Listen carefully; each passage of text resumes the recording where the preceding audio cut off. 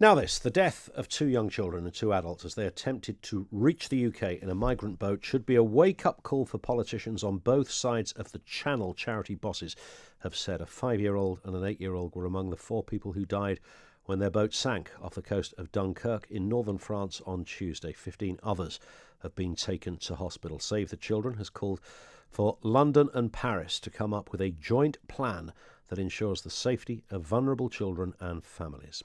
Daniel Sohege is a human rights advocate and director of Stand for All, a consultancy offering pro bono policy advice and research for organisations and individuals on human rights issues. Dan, good to have you on again with us, sir. I mean, good to have you. Yeah, it's finger pointing isn't always helpful, but I know you feel strongly about the current laws in place and certainly what the current Home Secretary is doing. Yes, but as you say, finger pointing isn't helpful. We need to be looking at solutions which are going to reduce this sort of loss of life, also reducing the influence and exploitation of migrants by traffickers and smugglers. As we're looking at policies which have been trying to work in some respect for about 20 or plus years, and they haven't worked. Yeah, so every Home Secretary has given this one a go, haven't they, and not succeeded. Just explain, if you could, though, Dan. Because I genuinely don't quite follow how it would work if you make passages safer for people to come across. Okay, there's a few different ideas which have been floated for this. Some of them involve processing claims in France so that people don't have to make the journey in the first place, but they can still have a fair hearing and have their claim heard. Other ones are humanitarian visas, where people could get issued with the visa so they can come over legally and, with the knowledge of the government and have their claim heard here and processed. So we're looking at ways that it reduces the need for people to rely on other forms so they can be brought across and find a way to actually have their claim fully heard and processed. One of the contentions, of course, on this is that this particular element of people trying to get it to the UK are not really refugees and asylum. These are economic migrants. That seems to be the suggestion here, and therefore why would we be allowing a safer passage for people like that, as distinct from Syrian refugees or any other, where I think over the years, this country, I heard somebody earlier say we're in the top 5 countries around the world who've done rather well in certain areas. And of course, it's not always about having somebody coming to your country. There are other ways that you can assist. You can assist in camps, as we've done with Syria and the like. So we have to make distinctions, and that might be uncomfortable, but we have to do it. Yeah. But the only way we can make those distinctions is by actually hearing the claims and ensuring that we are processing them fairly. Now, as we've seen recently, asylum claims have actually gone down in part of this year at the same time that the crossings have increased. So what we're seeing is that as other routes close, people take more dangerous routes because they're still trying to find that way to enter and have their claim heard. So if we limit routes, we're just going to force people into other more dangerous situations. Now, if we want to find out and assess those claims, make sure that they are, as you say, genuine asylum seekers, then we need to be processing the claims as swiftly and fairly as possible so that we have that information at hand. But that means, say, 2,000-3,000 people, however many it is this year, who've come over in boats. I mean, is that, and then test the situation as to whether they are legit.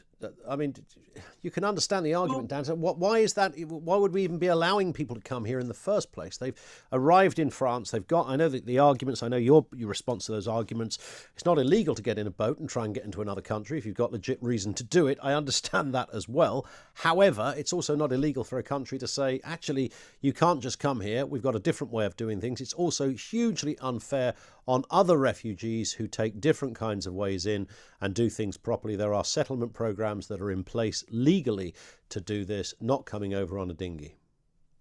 The resettlement options have massively dropped off this year. We're seeing a great decrease in the number of people who are being brought through on resettlement options. We've just seen the government vote against the ability to bring over unaccompanied minors who have family here. So resettlement needs to be expanded. That needs to be worked on so that we can bring people across and fairly adjudicate on that. but you're not going to be able to prevent people seeking asylum. And there's many reasons we've discussed before of why people might not feel safe in other countries, why they might come to the UK.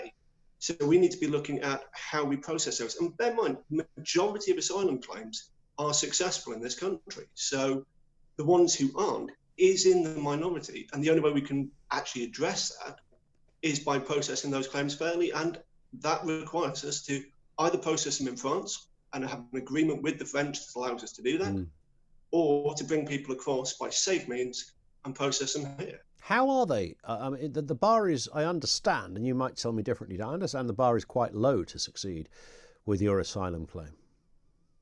It's not. It's each individual case is judged on its own merits. We have, for the initial applications, more than half are successful.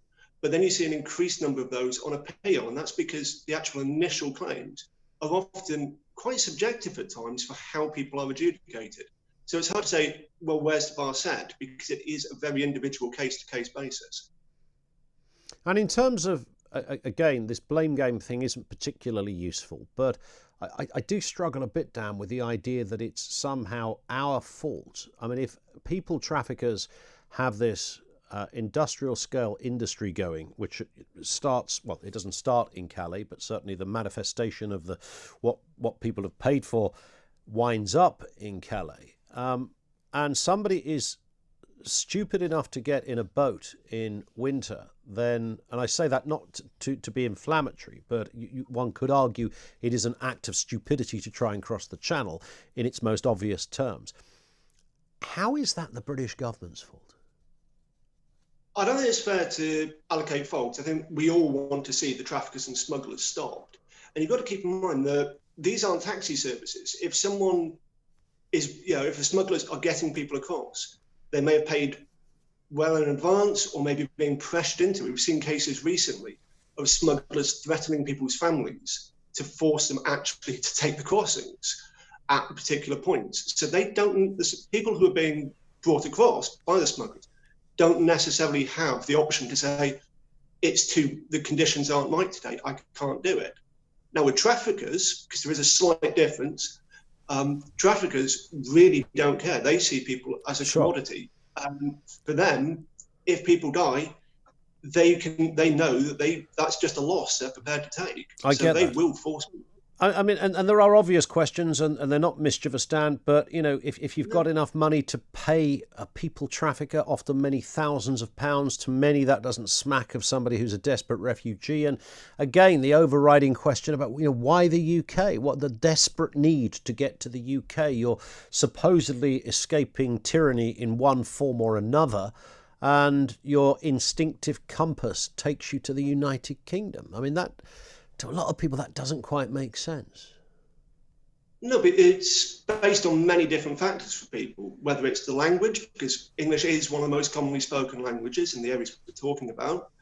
Family, you might have family here. There's a lot of different reasons for people to be coming here. And you have to keep in mind that it's still a very small fraction of the total number of asylum seekers that we see in the EU. France, for example, has quite significantly more than the UK. Yeah, no, I get that. But over the years, I don't think it would be unfair to say we've done pretty well in terms of accommodating vulnerable and desperate people. Our resettlement options, we often hear people saying about we have the highest number of resettled refugees. Resettlement accounts for about 4% of all refugees in the world. We're very low down on the list. But we're an island as well, aren't we? That's a massive factor in this. Sorry, I didn't catch that last. I say we're an island would be a contributing factor to that. Not necessarily. You see other islands where they take more. I mean, if you look, we take about 5 applications per 10,000 people in the population. Across the EU 28 as was, it was about 14 per 10,000. So we aren't taking as many as other countries. And you look at somewhere like Germany, which has, we talk here about density and population rates and things, quite similar in terms of scale and what we're looking at. You factor it in, we don't take as many as an awful lot of other countries. Okay. We do, with the resettlement, we could be taking more. Okay, Dan, on that point, thank you, Dan.